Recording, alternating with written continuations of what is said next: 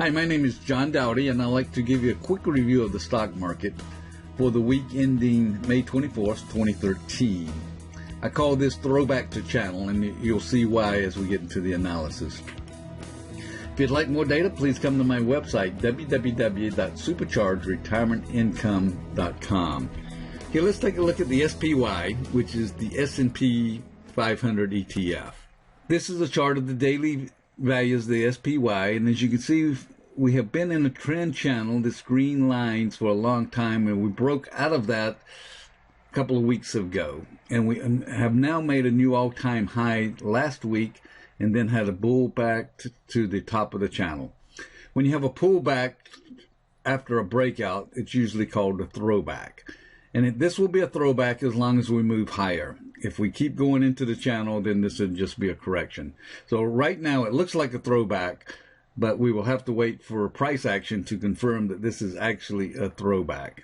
If it is a throwback, then that's bullish and we will keep moving higher. Let's look at another view of the SPY. And on this view, I have a number of indicators. An indicator that I like is called the average true range. If you're above the average true range, then you're on a buy signal. If you're below the average true range, then you're on a sell signal. And you can see the average true range has been a pretty good indicator over the last several months and has been support for the SPY. We're still above that support, so we're still on a buy signal. Two other indicators on here, this 50-day moving average and the 200-day moving average. And as you can see, we're well above both of those moving averages. So the indicators are all on bullish signals, and there is no reason right now to think that we have anything other than a run-of-the-mill throwback. Let's look at a longer-term view. This is the weekly view. And on this chart, I've shown a new trend channel. This is a long-term trend channel from 2009. And as you can see, the price action is still within that channel, and we have not broken out or broken down from that channel. However, it's beginning to look like a parabolic move, which could be an exhaustion move here. But we'll have to wait and see for price confirmation. We did break through major resistance a few weeks ago, and that resistance has now become support. So we have very strong support at about the 157 range.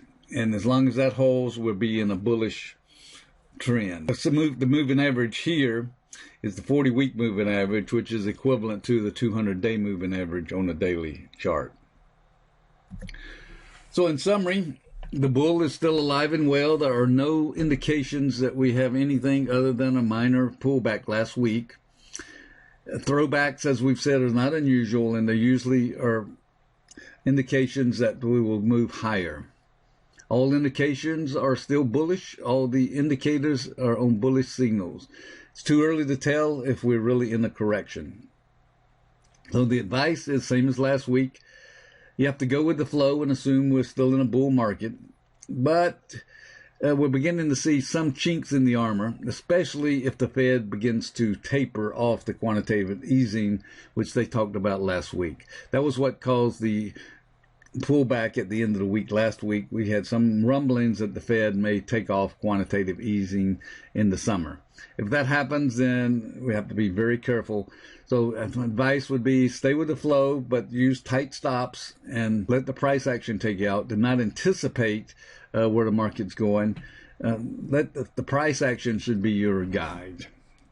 Quick legal disclaimer. This site is for informational purposes only and should not be construed as any offer to buy or sell or investment advice. You and only you can make your investment decisions. No one else knows your situation. So have a good week next week. Good luck. Thank you for viewing. And if you would like more data, please come to my website, www.superchargedretirementIncome.com. See you next week.